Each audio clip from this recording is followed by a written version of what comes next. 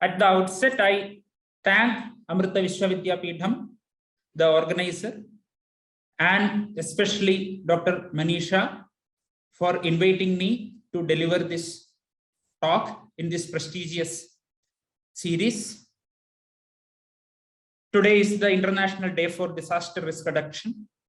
As already mentioned, today is a day to introspect where we stand in terms of attaining the sustainable development goals, especially in terms of community resilience. So the topic for my talk is engineering interventions in disaster risk reduction for sustainable well-being. Is my presentation visible in full screen mode? Yes, sir. Okay. It is visible. How much time I do have? Please let me know when should I end my presentation. Sure, sir. Yeah, now it is 5:40. So you have 15 minutes, sir. Fine. Yeah. So 5:50 I will end. Yeah. Thank you. Yes. Yeah. Thank you. So when we say sustainable well-being, I just looked at the Cambridge dictionary. So sustainable means able to continue over a period of time. That is the literary meaning, or able to continue at the same level for a period of time.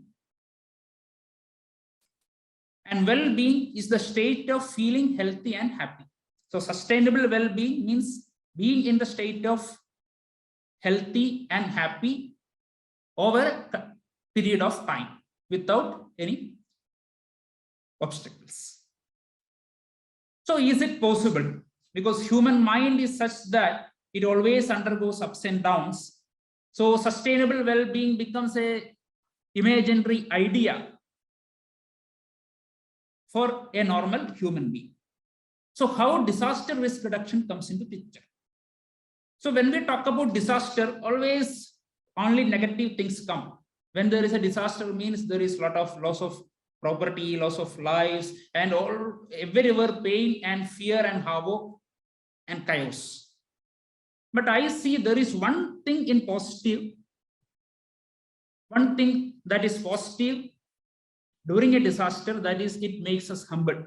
It makes the human being realize their place in the world and how little we are. So it makes us humble, and also it brings people together. We have seen in the past disaster, when there is any emergency or any disaster, people come together. There is a spirit of togetherness and solidarity that is coming after a disaster, and it wipes off all the small issues in the mind, and it actually brings our mind close to the heart, and it makes us humble, makes us down to earth. So my talk is also a little bit surrounding earth as an engineering material. I will come to that. So we know there are 17 sustainable development goals, and I will be speaking mainly referring to SDG 6, 9 and 11, that is with respect to water, then infrastructure and sustainable cities.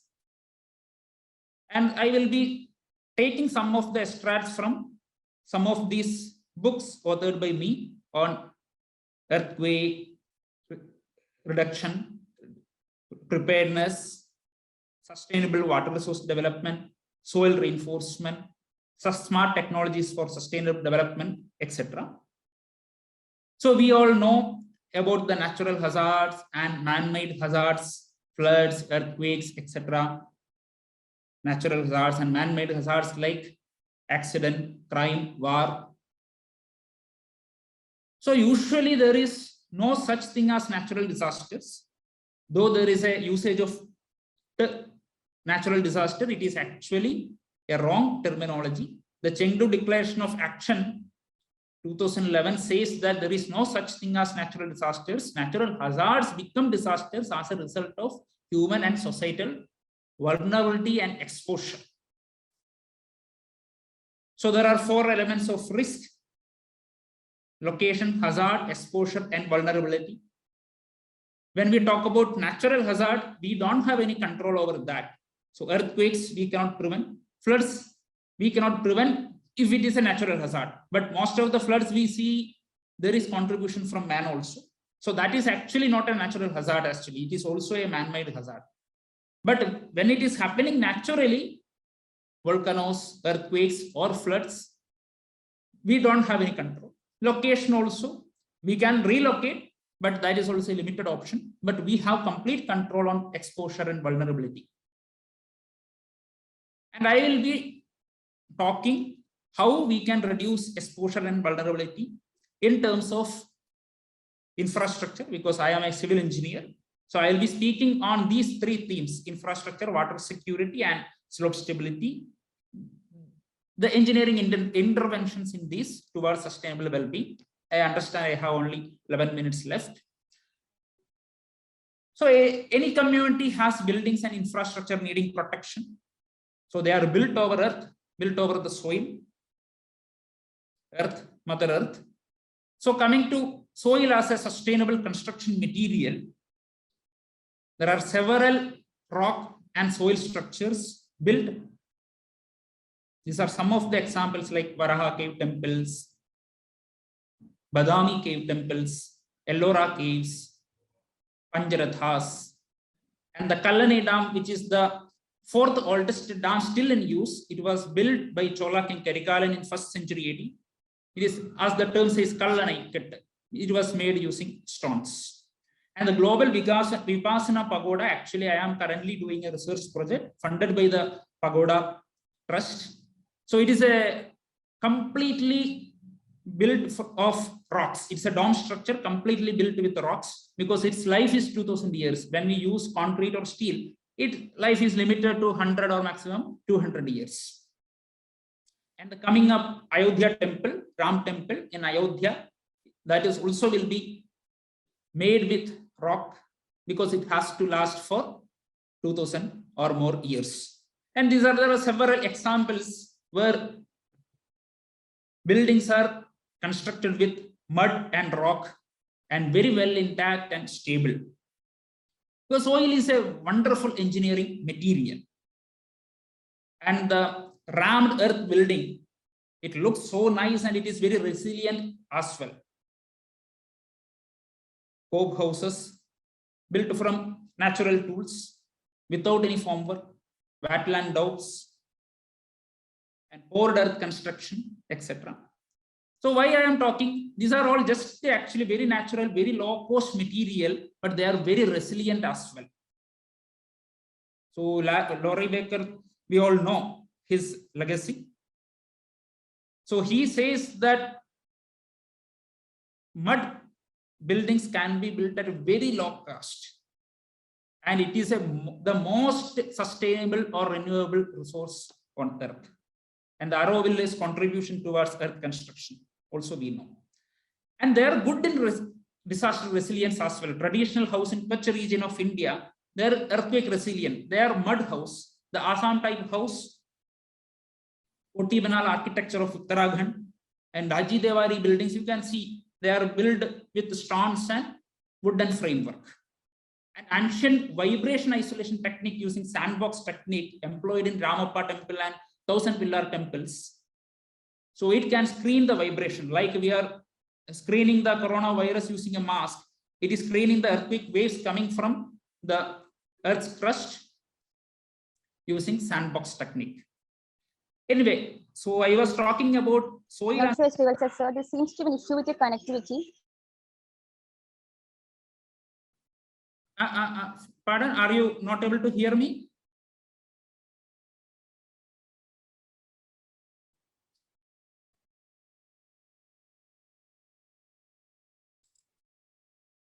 Can you hear me? Yes, sir, we can hear you. Yes, you can go ahead, sir. Okay, fine. Thank you.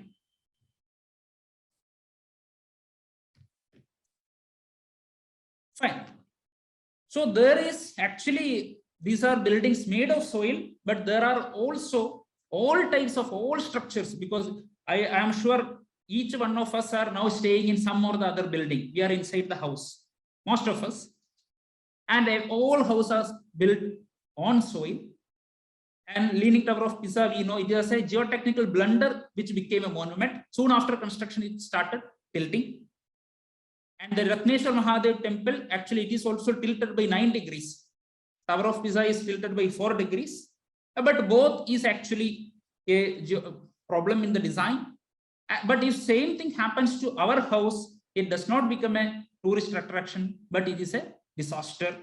And several hazards like earthquake also can cause disaster if building is not well built, because solution lies in the buildings. Earthquakes don't kill people, but buildings do. So there comes the role of engineering. So this is a small technique of geogrid reinforcement in the retaining wall. So in Kobe line, you can see 1992, this is the view. There was an earthquake in 95. So you can see all the fragile houses collapsed. But the retaining wall is intact. It is actually soil reinforced. It is not even concrete. It is just a soil, but it is reinforced with the geogrid.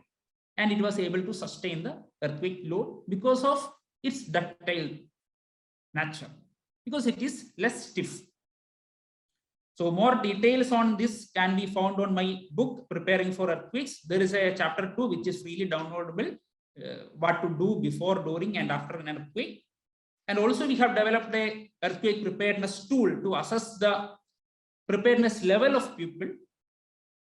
And it is actually, even in Delhi, the people's preparedness level is very poor. So these types of colloquiums and webinars help a lot in boosting the awareness on what to do. Now I will touch upon the second topic of water security. So India is blessed with the rainfall. We receive a high amount of precipitation. We are marked in blue, a high amount of rainfall we are receiving on the world map. But in terms of water stress, we are marked red. We face high water stress. We know all the reasons, because of there is no percolation happening because of the unorganized construction and demolition of the water storage structures. Bangalore tanks has reduced from 150 to 60. So we say India is not running out of water, but water is running out of India. And let us have a look at some of the traditional water harvesting structures. This is from my own home. The pond, actually, during summer, we have seen that the water table has not come even by an inch, actually, because of large number of water storage structures like ponds. And similarly, Tankas in Rajasthan, Khadins in Western Rajasthan, Jalaras in Jodhpur, Bavadis in Rajasthan, Kankaria Lake in Gujarat, Ahar Pines. So Ahar is a lake, and the pines are long canals. During rain season, they divert the water through this, recharging the groundwater. Bengal's inundation channels, Bandaras in Maharashtra, Cheruvus, Kalyanis in Karnataka, and Singhs in Ladakh, and Surangas are horizontal wells in northern part of Kerala. So they are all traditional water harvesting structure which need to be preserved now. When we talk about sustainable development, there is a need to learn from the past as well. And all these modern construction of steel and concrete, their carbon footprint is so high. That is why we need to look back to the rock and mud construction structures, which can save water and also provide us to space to live. And some of these modern techniques like boulder checks, contour canals, water pools, afforestation, etc. So these are some case studies I was involved. One is in Ranchi, and one I was part of Amrita Sir program, also visited Uttarakashi, and Amrita Sir has been doing an excellent program in terms of water security, ensuring water security to villages. So actually I prepared for half an hour, so I will just skip some of the slides. So now coming to my last topic, I will finish in next 2-3 minutes. So recently also, yesterday also there was a landslide in Kasaragod district near to me. Srivalsa sir, Yeah. if you have prepared for 30 minutes, please go ahead. No problem. Yeah, fine, madam, fine. Yeah, fine. No, I don't want to take your time much. Yeah, thank you. Fine. So we faced landslides in 2019. Kerala faced huge landslides in 2020 also in Idukki, Pettumadi. And in Kavalapara also we had in 2019, and 70 to 80 houses buried under the mud. And you can see 7 to 8 houses were saved because of the vegetation cover, and the reinforcement effects of tree roots has been known since ancient times, especially of the vetiver. So we have done some experiments in the laboratory and found the effectiveness of natural fibers in reinforcing the soil. These are some of the microstructural images.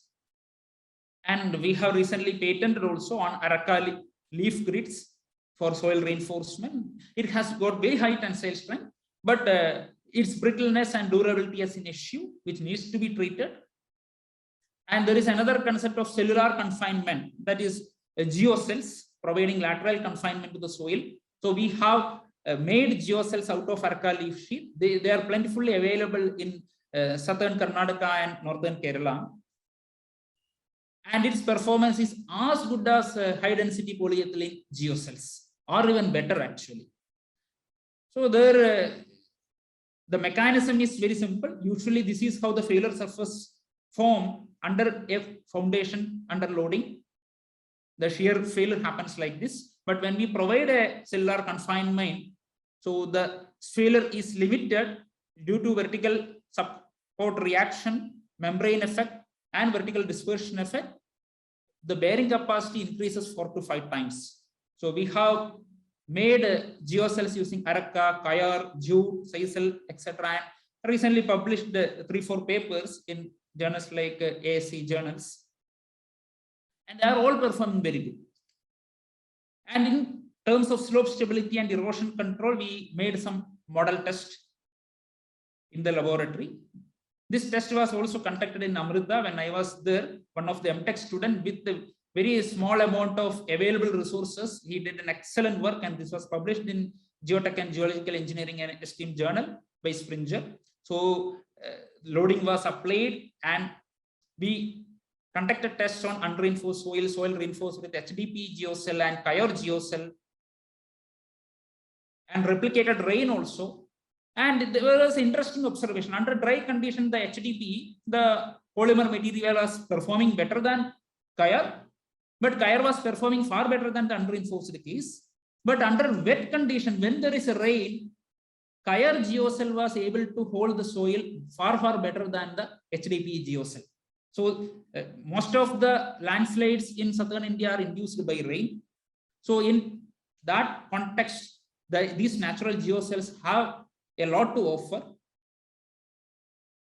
So these are some of the consultancy work I was engaged in. This is from Pune-Mumbai Expressway, where we suggested a geogrid reinforcement. This is from near NH66 in Mangaluru. So I was a consultant for this. There was 5 to 6 landslides collapse that happened, and they wanted a design for that. Because these days when we go for RCC or steel, their cost is high, and they have problem of seepage also, because hydrostatic pressure can be built up and drainage issue is there if weep holes get blocked, and their carbon footprint is also very high. So we have given a design like this using soil nailing and geocell reinforcement complemented with the vetiver plantation on the slopes.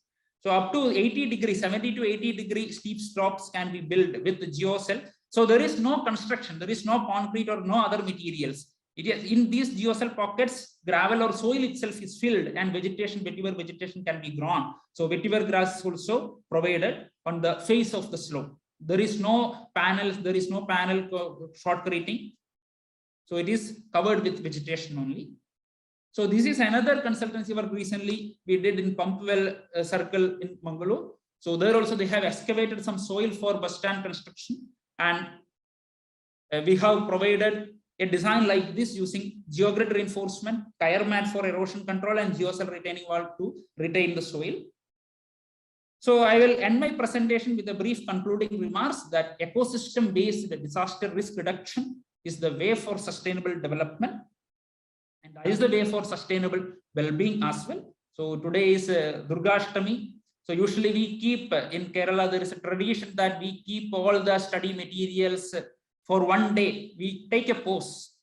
So it is time to, because we are in a rush to implement whatever we have achieved. So it's a time to take a pause, little calm down, and go back to nature and introspect and actually really think what is that we are aspiring for with the condition that is happening around. So in this context, the sustainable development goals, they are framed very efficient manner with a visionary approach. And I also thank Amrita Vishwavidyapeetham for organizing this series of talks in line with the sustainable development goals and disaster risk reduction.